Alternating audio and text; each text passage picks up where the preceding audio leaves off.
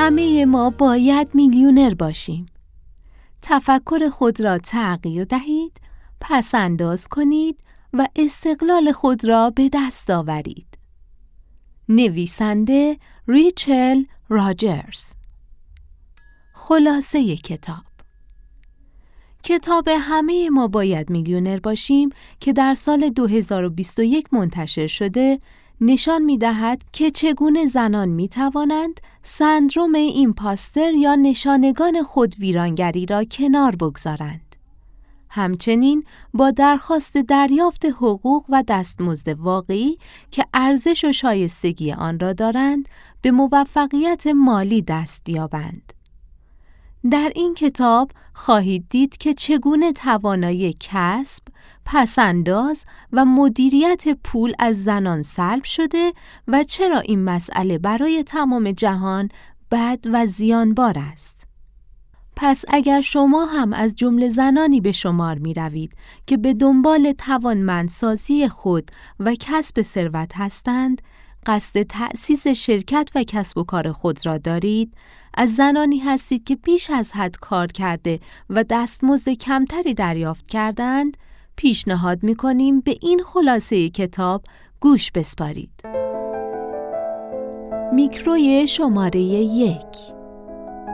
یاد بگیرید که به عنوان یک زن ذهنیت ثروت ساز داشته باشید. آماری تکان دهنده نشان می‌دهد که تنها 10% از میلیونرهای جهان زن هستند. پول به طور کلی به معنای قدرت در جامعه است، چه دوست داشته باشیم یا نداشته باشیم. با چنین نابرابری زنان کمتر قادر به اعمال نفوذی و اثرگذاری هستند که میتواند به برابری واقعی منجر شود. اما چرا چنین شکافی بین زنان و مردان وجود دارد؟ حقیقت این است که زنان معمولاً وقتی صحبت از امور مالی به میان میآید، احساس خود تخریبی می کنند و خود را فریب می دهند. دلایلی واقعی و ساختاری مشخصی برای این امر وجود دارد که نتیجه قرنها ناتوانی و مردسالاری است.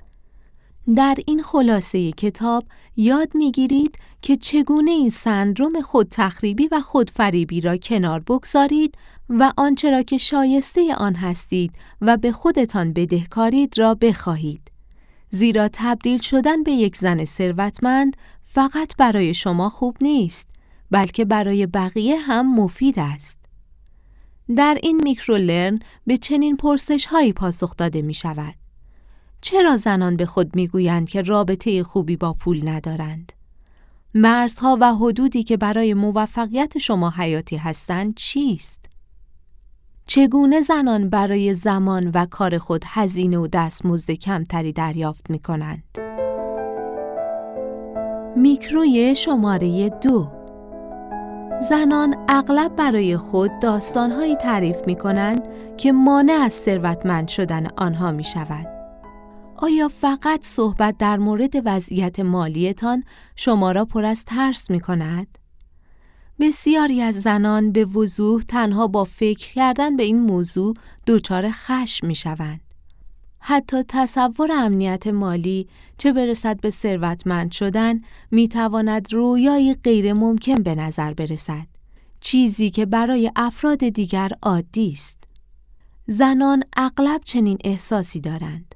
زیرا به گفته‌ها و روایت‌های مخربی که در جامعه رواج دارد و نفوذ کرده است پرداختند و به آنها توجه می‌کنند. این روایت‌ها آنها را از این باور باز می‌دارد که قادر به کسب درآمد و مدیریت امور مالی خود هستند. یکی از متداول‌ترین داستان‌هایی که زنان برای خود تعریف می‌کنند این است که برای به دست آوردن پول زیاد باید واقعاً سخت کار کنند. اگر این کار را انجام می دهید، شاید به این دلیل است که والدینتان را تماشا کرده اید که برای ساعتهای طولانی و به صورت اضافه کاری مشغول کار هستند و در عین حال هنوز برای گذراندن زندگی خود در تلاش و سختی هستند. شاید همانطور که آنها خودشان را با کار سخت، خسته و بیمار می کردند، شما احساس غفلت کردید و تصمیم گرفتید که برخلاف آنها ترجیح بدهید برای خانواده و دوستانتان وقت بیشتری داشته باشید. خوشبختانه برای شما اگر می‌خواهید ثروتمند شوید و ثروت بیافرینید، کار تا حد مرگ ضروری نیست. در واقع افراد بسیار ثروتمند به جای آن اجازه می‌دهند پولشان برای آنها کار کند. چگونه؟ آنها در بازار سهام، صندوق‌های سرمایه‌گذاری شاخص و املاک سرمایه‌گذاری می‌کنند. سپس کنار می‌نشینند و در حالی که خواب هستند درآمد کسب می‌کنند. شما هم می‌توانید دقیقاً همین کار را انجام دهید. داستان خطرناک دیگری که زنان برای خود تعریف می‌کنند این است که آنها با مسائل مربوط به پول رابطه خوبی ندارند. حقیقت این است که هیچ کس با شم مالی و پولی خوب به دنیا نمی آید. این مهارتی است که آموخته می شود. شما باید از روایت‌های اجتماعی که به شما می‌گویند در اداره یک کسب و کار، سرمایه گذاری و مدیریت پول خود ناامید خواهید شد، دست بردارید. به هر حال مطالعات بیشماری وجود دارد که دقیقاً خلاف آن را ثابت می‌کند. یکی از این موارد که توسط شرکت سرمایه‌گذاری فیدلیتی در سال 2017 انجام شد، نشان داد که سرمایه‌گذاران زن برای بیش از یک دهه از مردان بهتر عمل کردند. بنابراین به جای اینکه به خودتان بگویید که از نظر مسائل مربوط به پول خوب نیستید، به مسائل مالی فکر کنید. به احتمال زیاد شما خوب خواهید بود. آخرین افسانه مخرب این است که شما به پول نیاز ندارید. اعتقاد به این امر مانند انکار است. زیرا جوامع سرمایه‌داری برای چیزهایی مانند غذا، سرپناه و پوشاک به پول نیاز دارند و چه به خودی خود آرزوی پول داشته باشید یا نه، احتمالاً دوست دارید زمان بیشتری را با خانواده و دوستان خود بگذرانید و کارهایی که می‌خواهید انجام دهید. این نیز نیاز به پول دارد. اکنون که این موانع را شناسایی کردید، یاد بگیرید که با توجه دقیق به افکار خود آنها را از بین ببرید. هر بار که یکی از این روایت‌ها به ذهن شما خطور می‌کند، توجه کنید. وقتی این اتفاق افتاد، آن را با چیز مفیدتری جایگزین کنید. مثلا دفعه بعد که با خود فکر کردید من با پول و مسائل مالی رابطه خوبی ندارم، حتما این موضوع را با خود تکرار کنید. من کاملا توانا هستم و قابلیتش را دارم که باهوشترین سرمایه گذار دنیا شوم. میکروی شماره 3. زنان قرن هاست که تحت ستم قرار گرفتند. پس با خود مهربان باشید. ممکن است فکر کنید که ثروتمند شدن دور از دسترس شماست، زیرا از نظر تاریخی چنین بوده است. همانطور که نویسنده اشاره می کند، برای هزاران سال مردان سفیدپوست قدرتمند در مورد مسائل مالی و مربوط به پول اساساً زنان را به تماشاچی و موجودی منفعل تبدیل می کردند و همینطور در خیلی موضوعات دیگر، تا اینکه در سال 1963 قانون دستمزد برابر که دستمزد برابر برای کار مساوی را الزامی می کرد، در ایالات متحده تصویب شد. هنوز هم امروزه به طور متوسط زنان لاتین و بومیان آمریکا به ازای هر دلاری که یک مرد سفید پوست با انجام کار مشابه به دست می آورد، فقط 54 و 57 سنت درآمد دارند. در همین حال زنان سیاه پوست تنها 62 سنت درآمد دارند، در حالی که زنان سفید پوست 79 سنت درآمد کسب می کنند. دهه 1960 بود که برای زنان عادی شد که بدون دخالت شوهر، پدر یا برادر حساب بانکی داشته باشند. حتی در آن زمان هم زنان مجاز به دریافت کارت اعتباری بدون ارسال کننده مرد نبودند. تنها در سال 1974 بود که قانون فرصت‌های اعتباری برابر تصویب شد و تبعیض وام دادن بر اساس جنسیت ممنوع شد. همه چیز برابر نبوده و هنوز هم نیست. حقیقت سخت این است که زنان تنها 50 و چند سال است که از فرصت انجام کارهایی برخوردار بودند که مردان آن را بدیهی می‌دانند. بدون دسترسی به حسابهای بانکی، اعتبار، وامها و وامهای مسکن، آنها نمی توانند ثروت نسلی را مانند مردان سفیدپوست قدرتمند بسازند. تا همین اواخر آنها از تمام ابزارهایی که به مردان اجازه می دهد درآمد و پسنداز خود را به حد اکثر برسانند محروم بودند. این امر علاوه بر اثرات مادی تأثیر روانی نیز داشته است. آن افکار خودباخته‌ای که در مورد خوب نبودن در امور مالی و مربوط به پول را در ذهن دارید به خاطر می آورید.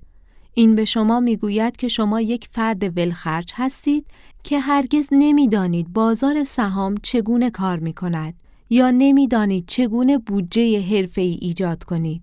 آنها نتیجه هزاران ناتوانی و شرطی سازی هستند که در طی آن مردان سفیدپوست کسب، پسنداز و مدیریت پول را برای زنان غیر ممکن کردند. ممکن است همه اینها افسرده کننده یا بدتر از آن بی انگیزه کننده به نظر بیاید. این قابل درک است، اما اگر احساس ناتوانی کردید، خیلی به خودتان سخت نگیرید. در حالی که مردان برای هزاران سال قدرت جمع‌آوری ثروت را داشتند، زنان تنها نیم قرن یا کمی بیشتر فرصت داشتند تا به ثروت خود برسند. اما در این مدت زمان کوتاه، زنان میلیونر، میلیاردر و نامزد ریاست جمهوری شدند. با در ذهن داشتن این فکر شاد، در مسیر ثروتمند شدن و رهایی خود شروع به حرکت کنید. میکروی شماره 4. برای ثروتمند شدن باید اهداف و زمان خود را اولویت بندی کنید. 2 زن متفاوت را تصور کنید. یکی از آنها شغلی عالی، همسری دوست داشتنی، بچه‌ها و خانه خوبی دارد. اما او همیشه ناراحت و بی‌حوصله است. دیگری نیز شغل، شریک زندگی، فرزندان و خانه عالی دارد و ثروتمند است. در واقع خیلی ثروتمند است. چه تفاوتی بین آنها وجود دارد؟ برای پاسخ به این سوال بیایید نگاهی دقیق‌تر به نحوه زندگی آنها بیاندازیم. اولین زن، زنی که همیشه حال خوبی ندارد، از شریک زندگی خود خواسته‌های کمی دارد. او بچه‌ها را به مدرسه و هر جای دیگر میبرد. صبح‌ها سگ را به پیاده روی میبرد و هر شب یک غذای فوق‌العاده برای خانواده میپزد. او اغلب تا دیر وقت بیدار میماند و به فرزندانش در انجام تکالیف کمک میکند. از آنجایی که او بخش عمده‌ای از کارهای خانه و تربیت را انجام میدهد، زمان زیادی برای دنبال کردن اهداف مالی خود یا فکر کردن به سرمایه‌گذاری یا املاک ندارد و کار کردن را فراموش کرده است. او خیلی خسته است. در محل کار او می‌ترسد که از رئیسش افزایش حقوقی را که شایسته اوست بخواهد. بنابراین او به رئیسش اجازه می‌دهد بدون اینکه در ازای آن چیزی دریافت کند، کار بیشتر و بیشتری به او بدهد. او یک زن باهوش و با استعداد است که وقت خود را صرف کمک به دیگران برای دنبال کردن رویاهایشان می‌کند. او به روش‌های مختلف به شریک زندگی خود، فرزندان و دوستان کمک می‌کند تا به آنچه می‌خواهند برسند و هرگز از فکر کردن به آنچه می‌خواهد باز نمی‌مانند. زن دوم که ثروتمند است، وظایف خود را به طور مساوی با شریک زندگی خود تقسیم می‌کند. هر دو بچه‌هایشان را برای بازی بیرون می‌برند. به نوبت همراه با سگشان قدم می‌زنند و به مقدار مساوی غذا می‌پزند. او مطمئن می‌شود که فرزندانش وظایف خود را انجام می‌دهند و به زمانی که برای کار و استراحت نیاز دارد احترام می‌گذارند. او شخص دیگری را برای شستن لباس‌ها استخدام می‌کند. در واقع او بسیار برون سپاری می‌کند. این بدان معناست که او زمان دارد تا از طریق پروژه‌ای که دوست دارد پول بیشتری به دست آورد. در محل کار او می‌داند که چه کار بزرگی انجام می‌دهد و برای افزایش حقوق و ارتقاء شغلی مذاکره می‌کند. او مرزهای مشخصی را تعیین می‌کند و هرگز اجازه نمی دهد رئیسش بیشتر از آنچه برای انجام دادن آن دستمزد می گیرد به او کار محول کند. او به جای رقابت برای تبدیل شدن به یک مادر استثنایی و فوق‌العاده و خسته کردن خود، زمانی را فقط به خودش اختصاص می دهد. این مزیت اضافه‌ای دارد که به فرزندان و عزیزانش آموزش می دهد که چگونه خودکفا و مستقل باشند، چیزی که بعداً به خاطرش از او تشکر خواهند کرد. تنها زمانی که زنان فضایی را به این شکل برای خود ایجاد کنند، می توانند به پتانسیل کامل خود دست یابند و شروع به جمع‌آوری ثروت واقعی کنند. میکروی شماره 5. مرزهای خود را در محل کار به وضوح بیان کنید. همانطور که در قسمت قبل دیدیم، زنان اغلب بخش عمده کار خانگی را بر عهده می‌گیرند. آنها خود را به زمین و زمان می‌زنند و کارهای مختلف شریک زندگی، فرزندان، عزیزان و دوستان خود را به عهده می‌گیرند. سپس در پایان روز آنها زمانی برای دنبال کردن رویاها و اهداف خود ندارند. این فقط در خانه هم اتفاق نمی‌افتد. در محل کار اغلب تصور می شود که زنان کسانی هستند که همه حمایت عاطفی را ارائه می کنند. وقت آزاد خود را رها می کنند و جشن‌هایی را برای تولدهای اداری و مناسبت‌های خاص ترتیب می دهند. این یک معامله غیر منصفانه است. برای محافظت از خودتان در برابر این شرایط باید مرزهای مشخصی را تعیین کنید. بیایید بگوییم که شما به تازگی کار خود را تمام کرده اید و رئیس شما به دفترتان وارد می شود.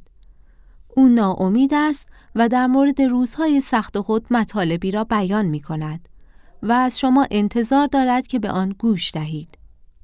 اگر شما در جای دیگری قرار داشته باشید یا فرض کنید بعد از یک روز کاری سخت در خانه و در حال خواندن کتاب هستید، ناگهان ایمیلی از همکارتان دریافت می‌کنید که از شما می‌خواهد گزارش او را تا فردا صبح بررسی کنید. به جای اینکه اجازه دهید این افراد وقت شما را مصرف کنند، باید مرزهای خود را به وضوح مشخص کنید و آنها را اجرا کنید. به عنوان مثال به سادگی به رئیس خود بگویید که باید جایی باشید و برای همکارتان روشن کنید که خارج از ساعات کاری به ایمیل ها پاسخ نمی دهید. در مورد این مرزها قاطع باشید، زیرا یک مرز محافظت نشده و اجرا نشده بدتر از عدم وجود مرز است. این تایید می کند که شما می توانید این حدود را جابجا کنید. اگر بعد از ساعت 11 شب شروع به پاسخ دادن به ایمیل ها بکنید، اینکه بگویید بعد از کار به ایمیلی پاسخ نمی دهید هیچ فایده‌ای ندارد. حقیقت این است که بسیاری از زنان برای اعمال حدود و مرزها مشکل دارند. برای انجام این کار باید از خوب بودن دست بردارید. از آنجایی که زنان اجتماعی اغلب تلاش می کنند تا سازگار و مفید باشند، این می تواند برایشان سخت باشد. اما خوب بودن کار شما نیست و غیر ممکن است که به قدرت اقتصادی تبدیل شوید و همزمان همه را راضی کنید. در واقع تحقیقات دانشگاه نوتردام، دانشگاه کرنل و دانشگاه غربی آنتاریو نشان داد که زنانی که موافق و کنترل پذیر هستند، درآمد کمتری نسبت به زنانی که اینطور نیستند دارند. بنابراین اگر با تعیین خطوط قرمز خود باعث ناراحتی برخی از افراد شدید، ناراحت نشوید. این مسائل قرار است اتفاق بیفتد. این بدان معناست که شما زمان، رفاه و اهداف مالی خود را در اولویت قرار داده اید. میکروی شماره 6. برای موفقیت مالی باید شبکه‌ای از زنان موفق و همفکر بسازید. تصور کنید که در حال صعود به قله اورست هستید. شما طی 1 سال کامل آموزش کوهنوردی آماده شدید و یاد گرفتید که چگونه با هر شرایط اضطراری که ممکن است در هنگام کوهنوردی با آن مواجه شوید مقابله کنید. حالا از خود بپرسید آیا این کار را به تنهایی انجام می دهم؟ البته که شما این کار را نمی کنید. صعود به اورست آنقدر خطرناک است که باید به عنوان عضوی از یک گروه با یک راهنمای شرپای با تجربه بالا بروید. شرپاها یک گروه قومی بومی مناطق کوهستانی نپال هستند و به دلیل مهارت کوهنوردی و درک عمیق خود از منطقه مشهور هستند. همانطور که برای صعود به اورست به کوهنوردان و شرپاهای آگاه نیاز دارید، ساختن ثروت نیز به تیمی ماهر نیاز دارد. بدون آنها بالا رفتن از نردبان اقتصادی بسیار دشوار است. موفقیت یا شکست شما را تا حد زیادی افرادی که وقت خود را با آنها می‌گذرانید تعیین می‌کنند. همانطور که دکتر دیوید مکلند، روانشناس اجتماعی هاروارد خاطر نشان می‌کند، 95% موفقیت یا شکست شما در زندگی توسط افرادی تعیین می‌شود که معمولاً با آنها ارتباط برقرار می‌کنید. 95%. حتی اگر خیلی کم کار می‌کردید، اگر با افراد ثروتمند معاشرت می‌کردید، احتمالاً از طریق پدیده اسموز ثروتمندتر می‌شدید. بنابراین اگر می‌خواهید شانس خود را برای ثروتمند شدن افزایش دهید، دوستان خود را با دقت انتخاب کنید. عضویت در یک شبکه موفق به این معنی است که به اطلاعاتی دسترسی خواهید داشت که نمی‌توانید از طریق جستجوی گوگل به آنها دست پیدا کنید. اینجاست که بهترین نکات سرمایه‌گذاری، دقیق‌ترین دانش تجاری و مفیدترین فلسفه‌های شخصی به اشتراک گذاشته می‌شود. این بدان معنا نیست که باید دوستان قدیمی خود را رها کنید، زیرا آنها از نردبان شغلی بالا نمی‌روند.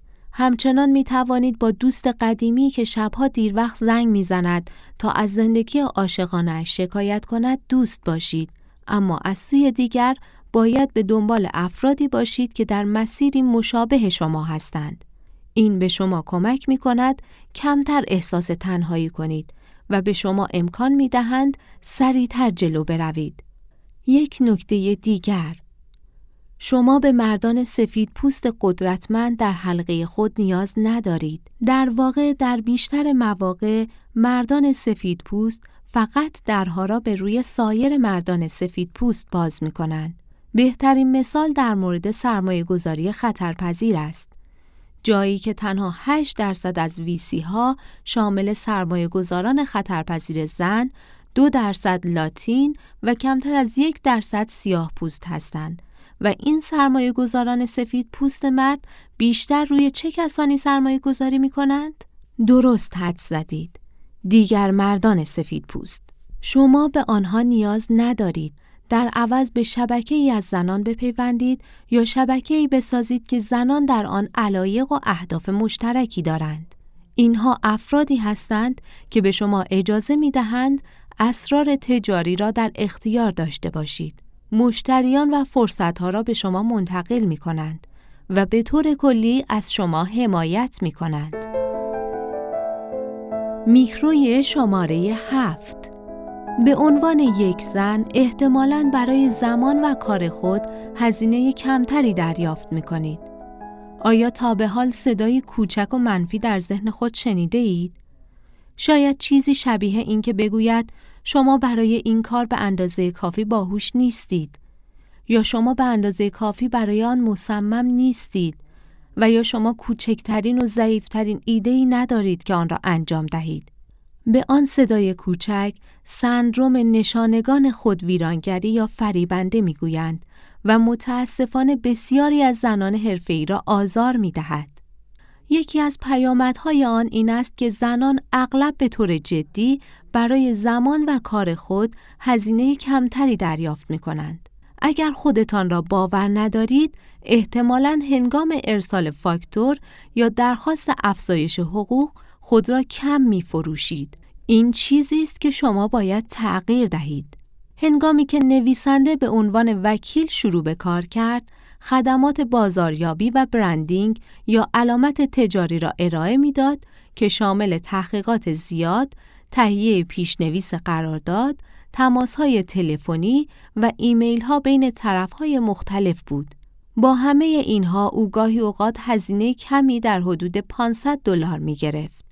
یکی از دوستان او که وکیل مرد بلند پروازی بود، دقیقاً برای همان خدمات $15,000 دریافت می‌کند. $15,000. چرا چنین اختلاف فاحشی وجود دارد؟ زیرا نویسنده یک زن است و شک داشت که آیا کسی به اندازه ارزش واقعیش به او دستمزد پرداخت خواهد کرد یا نه. پس از اینکه یکی از دوستان به این موضوع اشاره کرد، او قیمت خود را تغییر داد و شروع به دریافت هزینه‌های بسیار بالاتری برای تخصص خود کرد و حدس بزنید چه شد. بدون اینکه کسی تعجب یا اعتراضی کند، مشتریان هزینه‌های جدید را پذیرفتند. تنها شک و تردید خودش بود که او را عقب نگه داشته بود. ارزش واقعی خود را دقیقاً چگونه ارزیابی می‌کنید؟ ابتدا به ارزشی که کار شما برای مشتریان یا کارفرمایتان به دست می‌آورد نگاه کنید. برای انجام این کار باید نتیجه کامل کار خود را کمی کنید. بیایید با مثالی به این نکته بپردازیم. تصور کنید که برای نوشتن 10 خبرنامه برای یک شرکت استخدام شده اید و هزینه معادل $1,000 را بیان و طلب می کنید. با این حال خبرنامه‌های شما $300,000 را برای کسب و کار مشتری شما به ارمغان می آورد. آن $1,000 ناگهان بسیار کم به نظر می رسد. در واقع شما باید 10% از کل نتیجه کار خود را دریافت کنید. بنابراین $1,000 در واقع باید $30,000 باشد. این یک قیمت منصفانه برای تمام تخصص و ارزشی است که برای مشتری خود به ارمغان می آورید. این کار برای کارمندان نیز قابل تعمیم و صادق است. هنگامی که درخواست افزایش حقوق می کنید، به ارزشی که برای کارفرمای خود می آورید اشاره کنید. حتی اگر نمی توانید در مورد 10% از کل نتیجه کار خود مذاکره کنید، برای دستمزد بالاتر فشار بیاورید و اگر رد شود، به دنبال شغل دیگری باشید که دستمزد قابل توجه و بالاتری داشته باشید. هر کاری انجام می دهید، کوتاه نیایید. میکروی شماره 8. وقتی زنان درآمد بیشتری داشته باشند، دنیا را به مکانی بهتر تبدیل می کنند. زمانی که به موفقیت مالی دست یافتید، به گونه‌ای شکوفا خواهید شد که ممکن است نتوانید پیش بینی‌اش را کنید. شما از آن منبع گرانبها یعنی زمان مقدار بیشتری خواهید داشت. بنابراین می توانید زمان بیشتری را با افرادی که دوستشان دارید بگذرانید و کارهایی را که دوست دارید انجام دهید. شما می توانید صاحب خانه‌ای شوید که برای آن تلاش کرده اید. از عهده مراقبت‌های بهداشتی مناسب برآیید و از امنیت خانواده‌تان مطمئن شوید. اما این همه چیز نیست. وقتی زنان ثروتمند می‌شوند، به نفع کل جهان است. پول درآوردن زنان می‌تواند به جوامعی که عضوی از آن هستند کمک کند. تحقیقات سازمان همکاری و توسعه اقتصادی یا OECD نشان می‌دهد که مشارکت اقتصادی زنان و مالکیت آنها بر دارایی‌های مالی در واقع به توسعه سرعت می‌بخشد. به غلبه بر فقر کمک می‌کند. نابرابری‌ها را کاهش می‌دهد و تغذیه، سلامت و حتی حضور در مدرسه کودکان را بهبود می‌بخشد. به عبارت دیگر، جوامع مزایای متعددی از ثروت تحت کنترل زنان کسب خواهند کرد. به سادگی با انجام کارهایی که بسیاری از مردان به طور معمول انجام می‌دهند، مانند سرمایه گذاری، زنان همه چیز را برای بهتر شدن تغییر می‌دهند. طبق گزارش OECD، زنان شاغل 90% از درآمد خود را در خانواده و جوامع خود سرمایه گذاری می کنند. در حالی که این رقم برای مردان 35% است. وقتی زنان پول جدی و قابل توجه و ثروت فراوان داشته باشند، تغییرات مثبت بیشتری را به ارمغان می آورند. بیایید بپذیریم و بگوییم که شما دلایل زیادی دارید که عمیقاً به آنها اهمیت می دهید. مثلا نابرابری نژادی، تغییرات آب و هوایی یا بیخانمانی. شما می توانید اعتراضی ترتیب دهید یا به راهپیمایی بروید که به افزایش آگاهی کمک می کند و قانونگذاران را وادار می کند که متوجه شما شوند. این یک راه کاملاً عملی یا پیگیری هدف شماست. اما اگر واقعاً می خواهید به چیزهایی که به آنها اهمیت می دهید قدرت ببخشید، پول می تواند به هر کمپین یا پروژه‌ای کمک کند. مانند بیانسه می توانید کل شهرهای ویران شده توسط طوفان‌ها را نجات دهید، به قربانیان خشونت پلیس کمک کنید یا برای یک مرکز بازپروری مواد مخدر هزینه کنید. بنابراین ثروتمند شدن می تواند برای شما و برای جهان خوب باشد. اما فکر نکنید که اگر موفق شوید نیاز است همه چیز را کنار بگذارید. حقیقت این است که احتمالاً در حال حاضر به اندازه کافی کار انجام می دهید. در مقایسه با مردان، زنان بیشتر به امور خیریه می پردازند. ساعات بیشتری را در محل کار می گذرانند. کارهای خانه را بیشتر انجام می دهند و زمان بیشتری را برای مراقبت از کودکان صرف می کنند. همه اینها در حالی است که زمان کمتری را برای استراحت، معاشرت و خواب صرف می کنند. در کل زنان به مراتب بیشتر از مردان از خودگذشتگی می کنند. پس فقط به یاد داشته باشید که وقتی به استقلال مالی رسیدید، پاهایتان را روی هم بگذارید، لم بدهید و استراحت کنید. شما آن را به دست آورده اید. میکروی شماره 9. سخن پایانی. پیام کلیدی کتاب این است که زنان اغلب برای خود داستان‌هایی تعریف می‌کنند که مانع از ثروتمند شدن آنها می‌شود. این داستان‌ها ته‌مانده و پسماند روانی هزاران سال ناتوانی و مردسالاری هستند. بنابراین بسیاری از زنان در مورد پول و مسائل مالی دچار سندرم ایمپاستر یا نشانگان خودویرانگری هستند و اغلب برای خدمات خود هزینه کمتری دریافت می‌کنند. مانع دیگر این انتظار است که زنان اکثر کارهای خانه و فرزند پروری را انجام دهند و در عین حال دیگران را در محل کار مورد حمایت عاطفی قرار دهند. برای محافظت از زمان و رفاه خود باید مرزهایتان را مشخص کنید. هنگامی که موفق شدید، نه تنها خود بلکه جهان اطرافتان را نیز غنی و پربار خواهید کرد. یک پیشنهاد کاربردی. برای دستیابی به چیزهایی که دوست دارید، کوتاهی نکنید. گوش دادن به توصیه‌های مالی را که می‌گویند باید از لذت نوشیدن قهوه لاته کاراملی روزانه یا خرید لباس‌های خوب خودداری کنید، بی‌توجهی کنید. این یک طرز فکر و بینش کمبود و فقدان است که فقط شما را به محرومیت عادت می‌دهد. در عوض به خرید آن چیزها ادامه دهید و در عین حال راه‌هایی را برای به حداکثر رساندن درآمد خود پیدا کنید.